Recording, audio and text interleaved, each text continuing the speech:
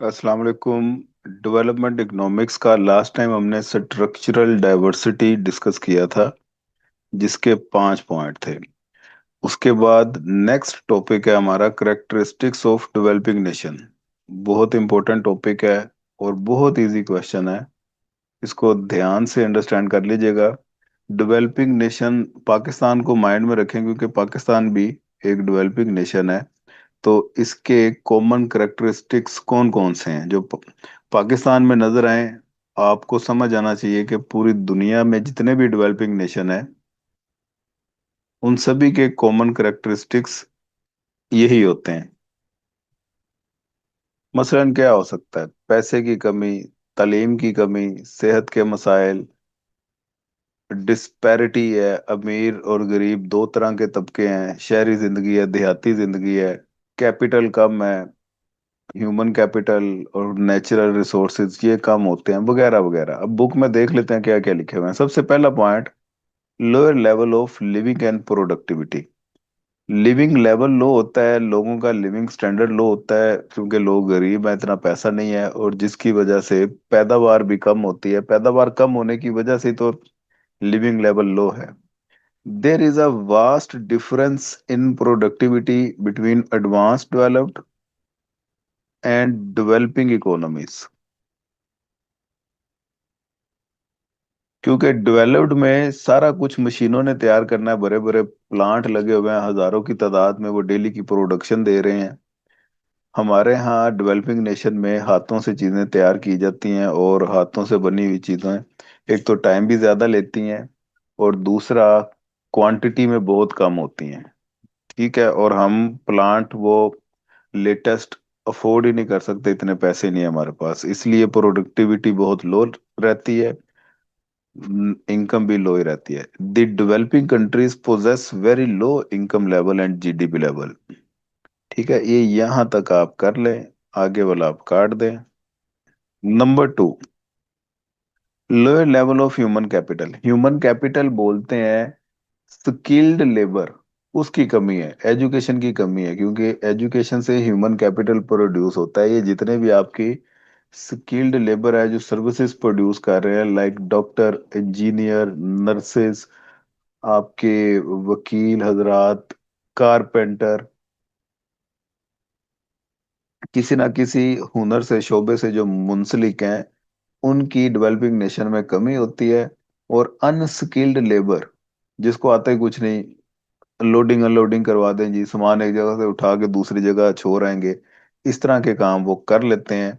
या कोई ठेला लगा लिया, गली गली में आवाजें दे दी, कोई चीज बेच दी, इस तरह के वो काम उनके लिए आसान है, स्किल उनके पास नहीं होती। तो जिसकी वजह से ह्यूमन कैपिटल वो कम रहता है। डेवलप्ड नेशन में ह्यूमन कैपिटल बहुत ज्यादा होता है। Human capital, health, education and skills are crucial to economic growth and human development. The great disparities in less developed countries can be witnessed in human capital as compared to developing countries. यहां तक रखें, बाकी रहने दें।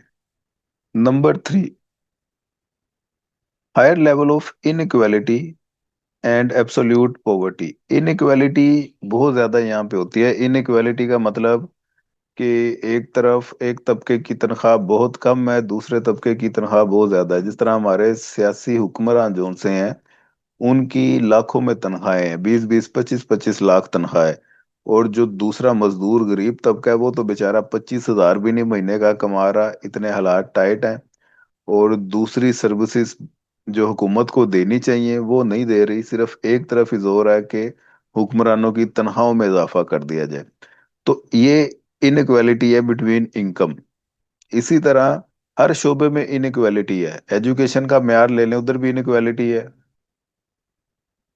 अब जो लाखों में तनख्वाह ले रहे हैं, उनके लिए स्कूलिंग भी डिफरेंट है, उनके स्कूलों का लेवल दूसरे स्कूलों के लेवल से मैच नहीं कर सकता।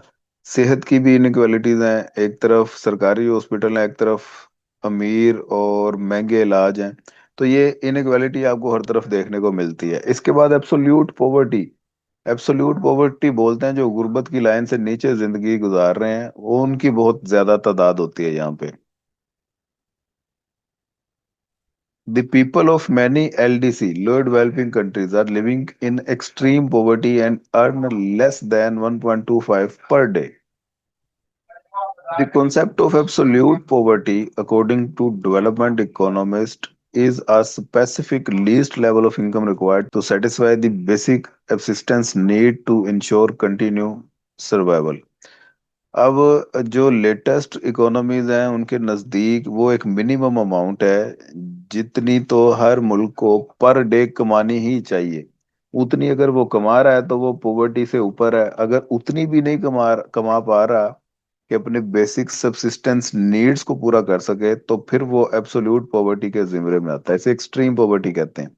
Extreme poverty exist because of low human capital, social and political exclusion and other deprivations।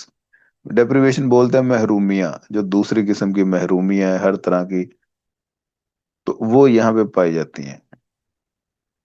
Along with absolute poverty, there exists a massive gap in per capita income between rich and poor countries।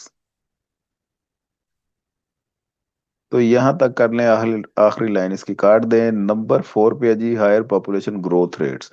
जितने developing nation है उनका मसला ये है कि planning के बगैर चलते हैं, पॉपुलेशन में कंट्रोल कोई नहीं है, जिसकी वजह से पॉपुलेशन ग्रोथ रेट उनका बहुत ज्यादा होता है। डेवलप्ड नेशन में कंट्रोल्ड पॉपुलेशन है, उनको पता है कि प्लानिंग के साथ हमने चलना है, बच्चों की प्रॉपर सेहत और स्कूलिंग एजुकेशन उनकी जिम्मेदारी भी हमारी है। इधर लोग कहते हैं कि अल्लाह मालिक है, अल्लाह ही रिस्क देने वाला है, लैंड ला दो। इसी टॉपिक पे बड़ी जबरदस्त एक पाकिस्तानी मूवी बोल बनी हुई है 2011 में जो आई थी, वो देखने से ताल्लुक रखती है। मेरा ख्याल है हर किसी को वो लाजमी देखनी चाहिए। तो यहाँ पे हायर पॉपुलेशन ग्रोथ रेट होता है। The LDCs are observing a high dependency burden due to higher population growth rate. तो जितनी ज्यादा पॉपुलेशन तेजी से बढ़ेगी, डिपेंडेंसी बर्डन भी उतनी ज्यादा तेजी से बढ़ेगा, क्योंकि कमाने वाला एक है, खाने वाले उतने ज्यादा होते जाएंगे जितनी आप लोग लाइन लगाते जा रहे हैं पॉपुलेशन की। Dependency is the proportion of total population aged from 0 to 15 and 65 से अबव वाले, इन्हें डिपेंडेंसी रेशो में काउंट किया जाता है। The people in these age brackets are considered economically unproductive। Unproductive ही है ना, क्योंकि ये लोग तो वो हैं जो कुछ प्रोड्यूस ही नहीं कर सकते और ना इकोनॉमिक एक्टिविटीज में पार्टिसिपेट करते हैं।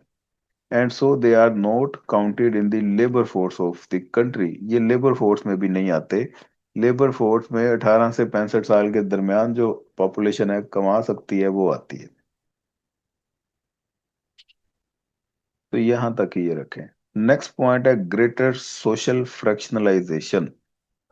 अब फ्रैक्शनलाइजेशन का मतलब जहाँ पे जात पात का निजाम हो, दोहरी शोहरियत हो, दोहरी शोहरियत कह रहा हूँ, दोहरी मईशत हो, शहरी और देहाती जिंदगी हो, इस तरह के मसाइल हों, बहुत ज्यादा जुबानें बोली जाती हों, सोशल डिवीजन बहुत ज्यादा हो, हर इलाके का कल्चर डिफरेंट हो, इसे फ्रैक्शनलाइजेशन बोलते हैं।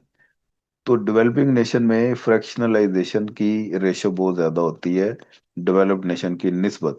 लो income countries usually have ethnic and linguistic social divisions known as fractionalization. Ethnic बोलते हैं, मसलक बहुत ज्यादा है यहाँ पे, और जुबानें बहुत ज्यादा हैं, सोशल डिवीजन बहुत ज्यादा है, इस वजह से यहाँ पे फ्रैक्शनलाइजेशन होती है। These are occasionally associated with civil strife and violent conflicts. तो इसमें सिविल स्ट्राइफ, वायलेंट किस्म के तसादुम, लोग बहुत ज्यादा जज्बाती होते हैं, बहुत जल्दी भड़क उठते हैं, क्योंकि एजुकेशन इतनी नहीं है, एक दूसरे को बर्दाश्त करने का हौसला नहीं है। Such conditions and disturbance leads leads developing nations to divert extensive energies on working for political stability. तो वो एनर्जी जिसे पॉलिटिकल स्टेबिलिटी पे लगाना चाहिए, वो आपस में फजूल कामों में उलझ के लड़ के गुस्सा करके खत्म कर देते हैं। तो यहाँ तक ये काम करें, आगे रहने दें। नंबर 6 पे है जी, larger rural population but rapid rural to urban migration. एक तो देहाती आबादी बहुत ज्यादा होती है ममालिक में, और दूसरा देहातों से शहरों में बहुत ज्यादा तेजी से मुंतकिली हो रही होती है। ये देहातों से शहरों की तरफ मुंतकिली का ही नतीजा है कि लाहौर की पॉपुलेशन अब 1.5 करोड़ के आसपास होने वाली है। ठीक है, 1.5 करोड़, तकरीबन 1.25 करोड़ से 1.5 करोड़ के दरमियान है। इतना एरिया नहीं है लाहौर का जितनी ज्यादा यहाँ पे पॉपुलेशन हो गई हुई है। कराची में भी बहुत ज्यादा पॉपुलेशन है, उधर तो 1.25 करोड़ पॉपुलेशन है। लेकिन एरिया वाइज वो बहुत बड़ा है कराची लाहौर की निस्बत। लाहौर बहुत ज्यादा रशी हो गया, और आहिस्ता आहिस्ता फैलता फैलता लाहौर काला शाह काकू के पास जा पहुंचा है। और इधर से अगर कसूर वाली साइड की बात की जाए, गज्जू मत्ता भी क्रॉस करके आगे तक पहुंच गया हुआ है लाहौर। तो ये हर बंदे की ख्वाहिश होती है कि देहात से माइग्रेट करके वो शहर पे मुंतकिल हो। शहरों में माइग्रेशन बहुत ज्यादा होती है, वहाँ पे फैसिलिटीज ज्यादा है। और दूसरी तरफ अगर देखा जाए तो रूरल एरियाज में आबादी बहुत ज्यादा है, क्योंकि ज्यादातर देहाती मुल्क है हमारा। In developing countries, major chunk of population lives in rural areas. Although many nations are progressively modernizing, but their rural areas are poor and suffer from missing markets, limited information, and social stratification. Therefore, massive population tend to shift from rural to urban areas. इसे urbanisation भी कहते हैं। ये process है जिसमें लोग shift होते हैं, मुंतकिल होते हैं देहातों से शहरों की तरफ। ये हो गया जी number 6 point. Number 7, lower level of industrialization and manufactured exports. Exports की बहुत कमी होती है और इंडस्ट्री बहुत कम है। ऊपर शुरू में पहले पॉइंट में ये था कि प्रोडक्टिविटी कम है। जब प्रोडक्टिविटी कम होगी, मुल्क गरीब होगा, तो इंडस्ट्री भी तो कम ही होगी ना। तो डेवलपिंग नेशन में इंडस्ट्रीज बहुत कम होती हैं, जिसकी वजह से एक्सपोर्ट्स भी कम है। Industrialisation is allied with high productivity. Allied मतलब ये कंबाइन करती है हाई प्रोडक्टिविटी को और इनकम को। जब इंडस्ट्रियलाइजेशन ही नहीं होगी तो फिर प्रोडक्टिविटी भी नहीं होगी और इनकम भी कम रहेगी, which moves the economy towards growth and progress. Due to low industrialization level, developing nation have a higher dependency on primary exports. यहाँ तक ये रखें।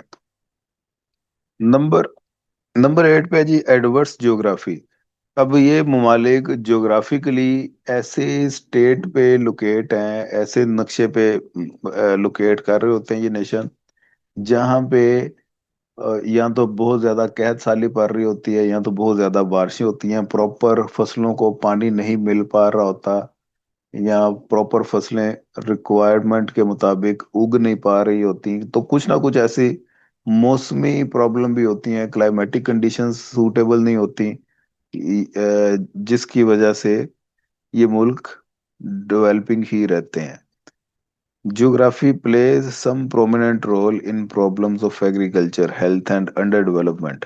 Landlocked economies such as Africa often suffer from low, ये वाला page फालतू आ गया, इसको ignore करके आगे हैं। ये वाला पेज है, low incomes than coastal economies.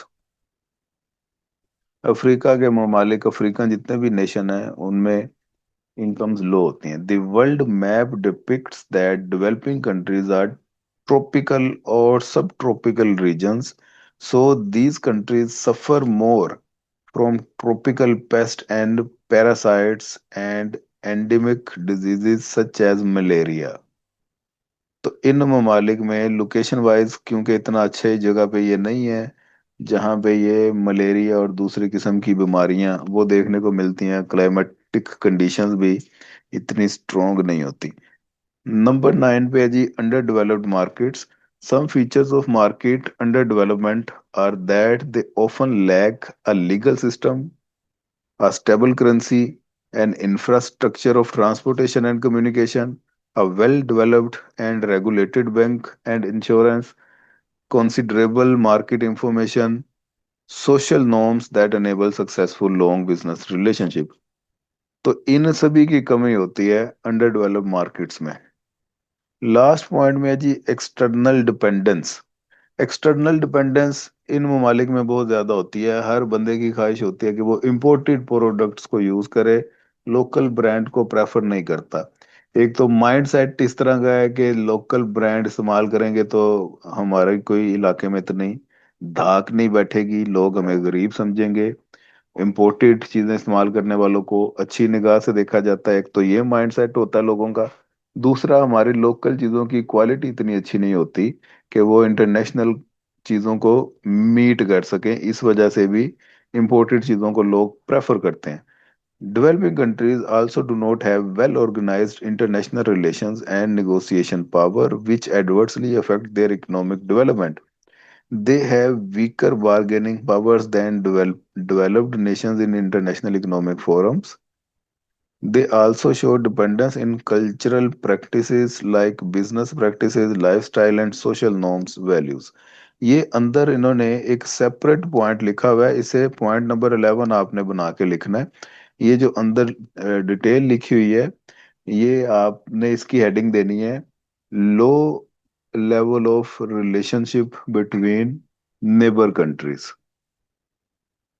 ठीक है, उसमें ये सारा कुछ आपने लिखना है। और जो एक्सटर्नल डिपेंडेंस है, इसमें आपने वो खुद से बना के लिख लीजिएगा, मुझे चेक करवा दीजिएगा, कोई प्रॉब्लम हुई तो मैं उसको ठीक करवा दूंगा। इसमें आपने ये लिखना है कि लोकल ब्रांड्स को प्रेफर नहीं लोग करते, इंपोर्टेड ब्रांड्स को ज्यादा प्रेफर करते हैं, क्योंकि हमारी एक्सपोर्ट्स बहुत कम है, इस वजह से इंपोर्ट्स बहुत ज्यादा हो जाती हैं इंपोर्टेड चीजों को प्रेफर करने की वजह से। और हमारी एक्सटर्नल डिपेंडेंसी बहुत ज्यादा इंक्रीज कर जाती है। इसका नुकसान ये होता है कि हमारे मुल्क का पैसा दूसरे ममालिक में चला जाता है, और हमारे पास जो कि पहले पैसे की किल्लत होती है, मजीद पैसे कम हो जाते हैं हमारे पास। तो ये यहाँ तक जी आपका आज का काम है, इसको देख के आइएगा, कोई प्रॉब्लम हो तो बताइएगा बकाया, फिर इंशाल्लाह नेक्स्ट क्लास में डिस्कस करेंगे। खुदा हाफिज।